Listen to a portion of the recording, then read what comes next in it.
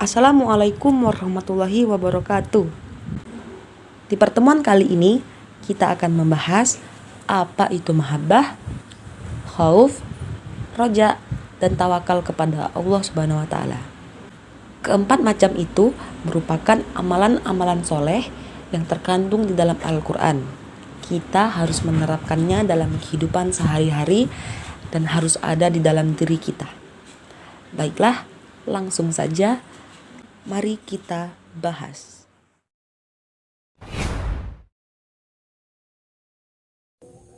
Pertama-tama, Mahabbatullah adalah rasa cinta kepada Allah Subhanahu wa taala.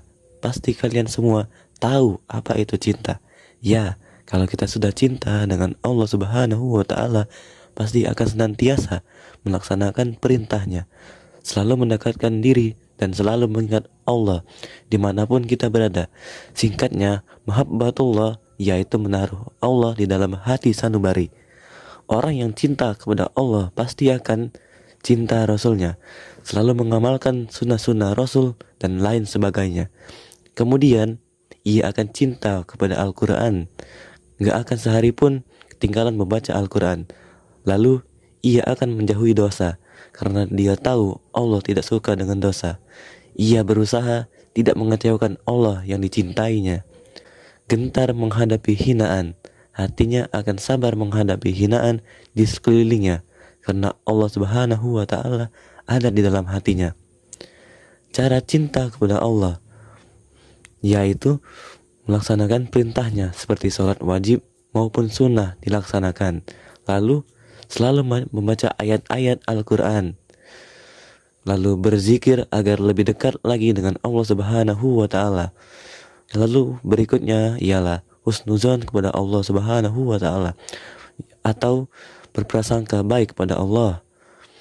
Yang terakhir, menyadari nikmat yang telah diberikan Allah begitu banyaknya kepada kita. Berikutnya, salah satu dalil tentang cinta kepada Allah yaitu ada di dalam Quran surah At-Taubah ayat ke-24. Berikut dalilnya dapat kalian baca.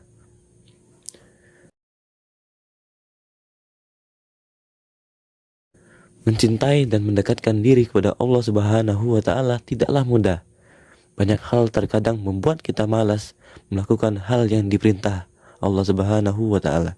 Kita harus lawan rasa malas itu dengan mengingat hidup dunia hanyalah sementara.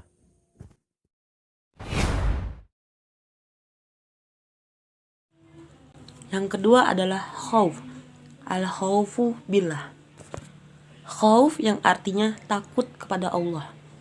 Takut menurut Imam Al-Ghazali di sini adalah takut tidak diterimanya taubat, takut tidak mampu istiqomah beramal, takut mengikuti hawa nafsu, takut tertipu gemerlap dunia, takut terperosok ke dalam maksiat, takut siksa kubur, takut lalai, takut sombong akan nikmat, takut siksa dunia, takut siksa akhirat, dan takut tidak mendapatkan surganya Allah.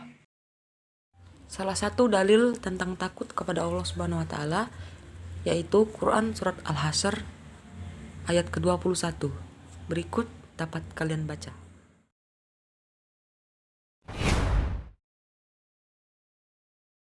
Yang ketiga, ada raja.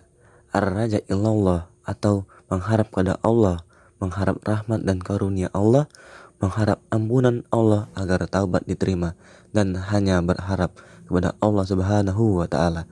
Adapun raja dalam kisah Nabi Yunus alaihissalam ditelan ikan paus. Saat di dalam perut ikan paus, Nabi Yunus hanya melihat kegelapan dan tak ada makanan yang dapat dikonsumsi.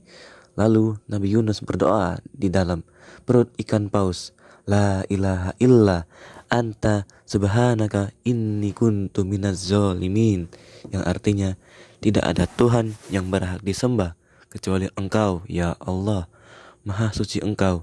Sesungguhnya aku adalah termasuk di antara orang-orang yang zalim. Dalam doanya, Nabi Yunus mengagungkan Allah Subhanahu wa taala sebagai satu-satunya Tuhan. Ia pun memohon taubat kepada Allah agar diselamatkan dari kesulitannya di dalam perut ikan paus selama 3 hari.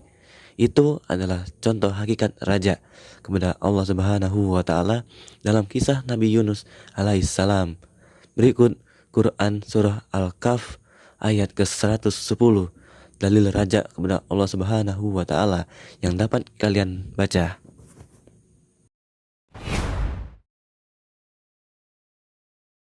Yang terakhir adalah tawakal. Tawakal adalah berserah diri kepada Allah. Ingat ya, tawakal bukan pasrah kepada Allah, namun diawali dengan ikhtiar yang sungguh-sungguh. Contoh di saat kita mengikuti lomba, menang atau tidaknya kita serahkan kepada Allah. Yang penting kita telah usaha.